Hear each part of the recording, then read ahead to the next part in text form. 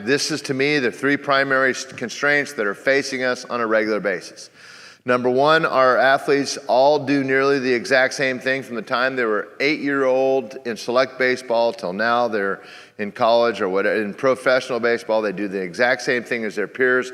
So they've been tied to their peers. So them doing something different is uncomfortable for them because they want to fit in with the herd. This is the first thing you're going to have to deal with, the herd mentality.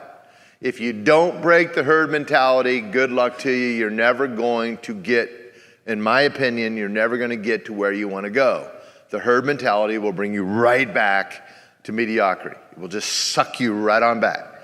So you have to say, we're going to do things differently, and that is a good thing, and not that the things that we're doing differently are always going to work or even always better, but the fact that we're doing things differently is a goal of ours. And they never do the hard work to determine their specific individual needs. And this is very common, right? I ask my players, why are you here for the summer program? And they'll say things really generally like, to be a better pitcher. And then I go, oh, I got my work cut out. Then I have to unravel that. What does that mean to you to be a better pitcher?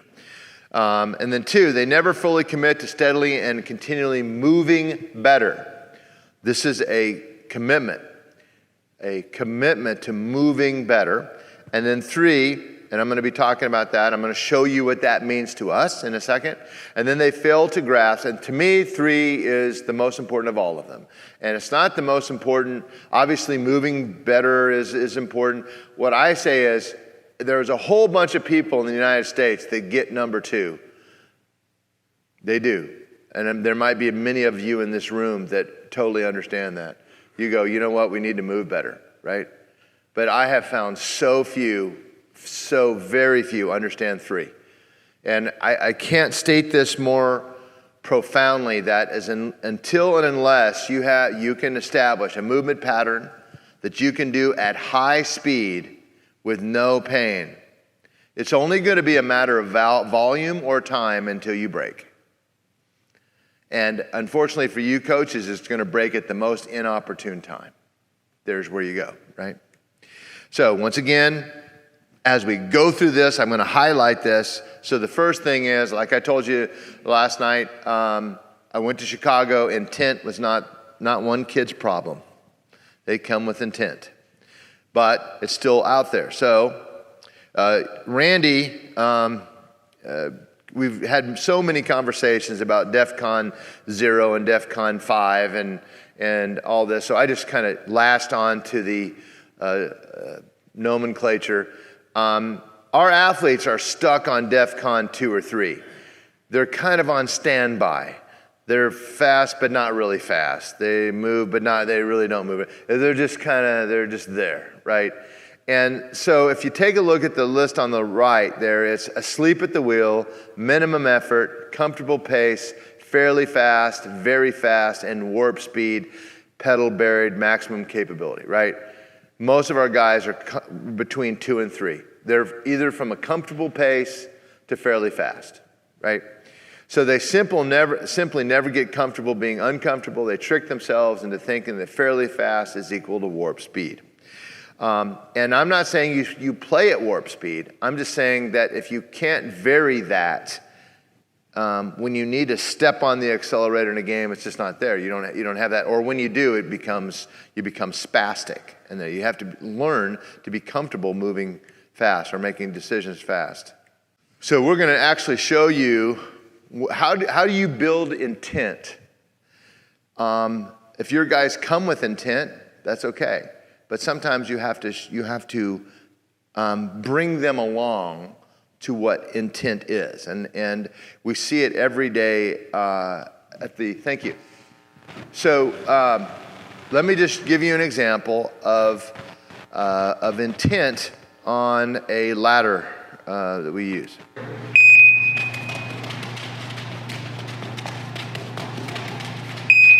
Now, we may argue that's not DEFCON 5, but that's certainly DEFCON 4. Now, here's what we do. We count at the Texas Baseball Ranch on a regular basis, not every day, but we count the number of squares you can do in X amount of time, 5, 6, 7, 8 seconds, whatever. Now here's why this is important. Don't miss it. If all of us were in a coaching staff and this is what we did, and we had 100 kids, right, under our charge, and we did this, we did the ladders. In a very short time, what would happen to our guys? They would go at a speed that would not be embarrassingly slow, so someone else would go, what are you doing? But soon they would settle into a comfort zone that's fairly fast, would they not? It's just fairly fast. The fact that you count the squares holds people accountable to how fast they're going, which is the awareness is what I'm trying to bring out, what we're trying to bring out. So what we do at the ranch is that when in the summer program, when we have these guys for a while, and let's say, and matter of fact, so some of you might go, well, how do you count that? I let them count it however they want to count it. The number of squares, the number of lines they cross, I don't really care.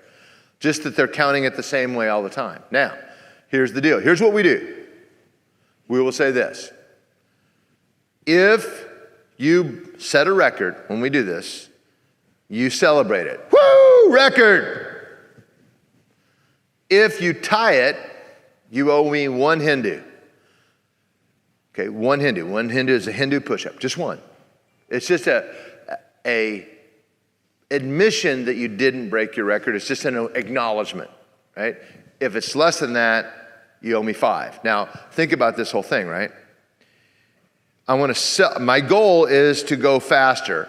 Am I going to go faster? If I do this for 3 weeks, am I going to go faster every day? There's going to be a point that's going to be harder and harder and harder to go faster.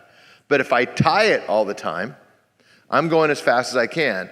It's just now I do one single push-up or a Hindu to acknowledge that I did not break a record. It's not bad. It's just that that's where I'm at. And if I do less than that, now there's a consequence for underperforming.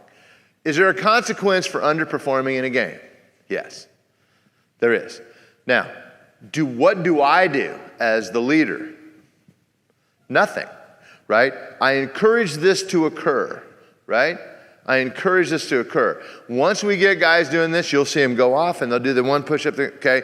Now, some of you are like, you're really gonna break up your training for this. Guys, there can be nothing more important than this. I don't think there's anything more important. You have got to learn when things do not go your way, you acknowledge it and then you turn the page. There's going to be a consequence, and the one push-up is one setup or Hindu is just an acknowledgement that here is what happened. I didn't break it. I paid the price and I moved on. If I really didn't do well, there's more of a consequence and I move on. And you teach your players that the goal is to continually improve. We know that's going to be tough. You're aware of it.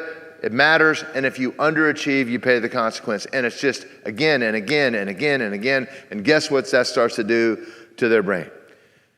When you're in a game and you give up, if you watch someone like Maddox give up a home run, I've seen video, right? Bang. Okay? You watch a rookie, bang. There's your problem. There's your problem. The problem isn't the home run.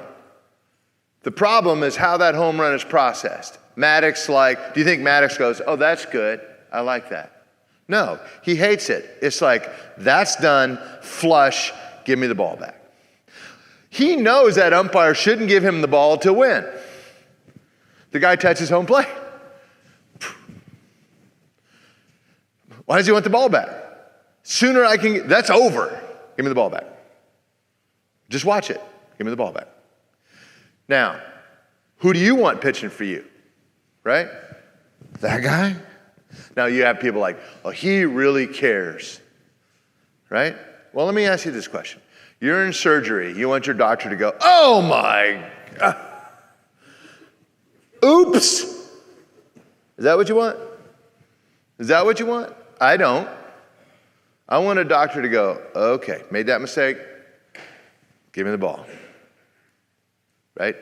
How do we train our guys to do that? We say all this stuff all the time. Man, he's just a competitor, right? I want my guy to recognize it. So now one part is we don't recognize it. That's not good. One, we recognize it, we pay the price, we move on. Recognize, pay the price, move on. Recognize, pay the price, move on. The better you get at that, it's like any other skill, the better I get at that. So this is what we're really doing here, right? So not only we're teaching intent and developing that. Here's a young man that was 65 miles an hour as an 8th grader and now 96 now. This is a turn and burn off the mound. He's 88, 90, right in there, right? And weighs 160, I don't think he weighs 160 pounds. 150. But he has pretty red hair, Amy. That it is beautiful. It is flowing red hair.